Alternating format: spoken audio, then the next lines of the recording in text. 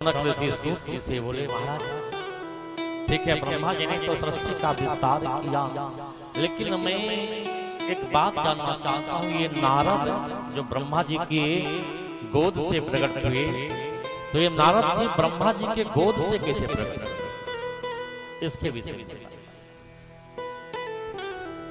सूत जी ने कहा, नारद दासी के पुत्र थे। भागवत में नारद जी का कथा विस्तार से आता है। ये नारद कौन है? तो दासी पुत्र। एक ब्राह्मण के घर मनुष्य के रूप में जन्म लिए थे। बाल्यकाल में ही पिता की छाया उठ गई थी, पिताजी मृत्यु को प्राप्त हो गए।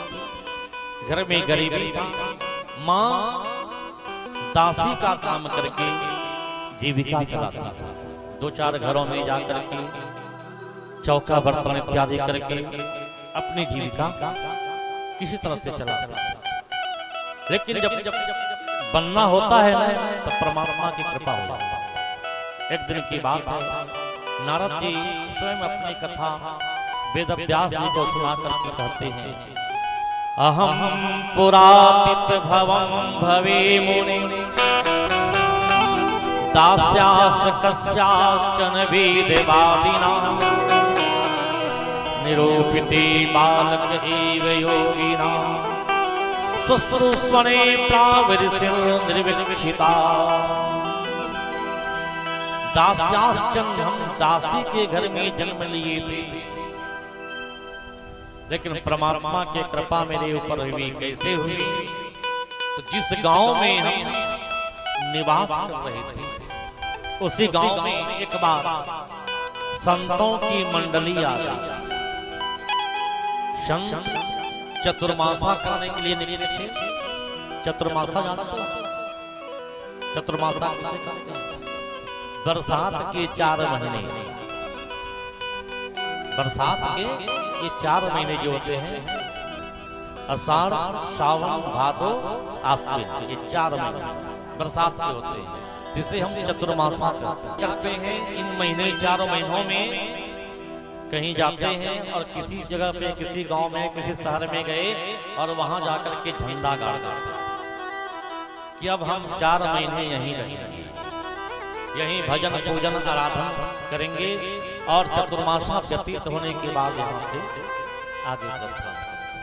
तो पहले पुराने जमाने में संतों की मंडली चला करती थी, एक नहीं अनेक संत एक साथ चलते थे और किसी भी गांव में गए जाकर के रुके। तो नारद जिस गांव में निवास करते थे, तो संतों की एक मंडली वहां काहे को आई? तो चतुर्मासा व्यतीत करने के, हम 4 महीने इसी गांव में रहेंगे, उसके बाद यहाँ से आगे की यात्रा करेंगे। बरसात के 4 महीने यहीं काटेंगे। जब गांव में संतों का आगमन हो गया, समस्त ग्रामवासी एकत्रित हुए, विचार करने लगे कि परमात्मा की बहुत बड़ी कृपा है कि हमारे यहाँ संत का आगमन हुआ। देखो, संत का आगमन सहज नहीं होता। यदि अचानक संत आ गए हैं आपके घर में, आपके गांव में, तो समझ लेना कि परमात्मा की बहुत बड़ी कृपा है। परमात्मा जब कृपा करते हैं तो साधु पुरुषों का दर्शन करा। साधूनां दर्शनम पुण्यम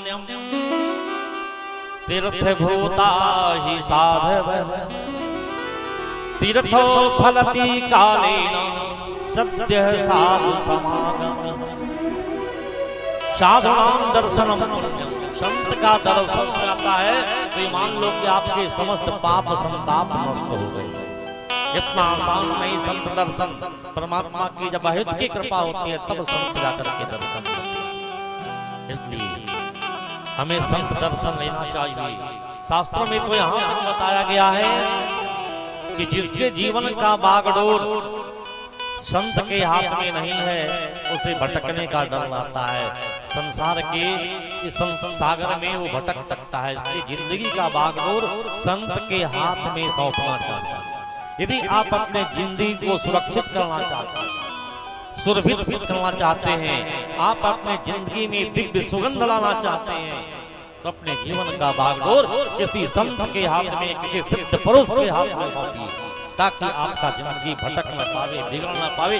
राम जी परमात्मा थे, लेकिन राम जी के जीवन को देखेंगे, राम जी के जीवन शैली को अध्ययन करेंगे, राम जी का संपूर्ण जीवन संतों के संरक्षण में बीता। अयोध्या की सत्ता का त्याग कर दिए, काहे के लिए? तो संत के दर्शन करने।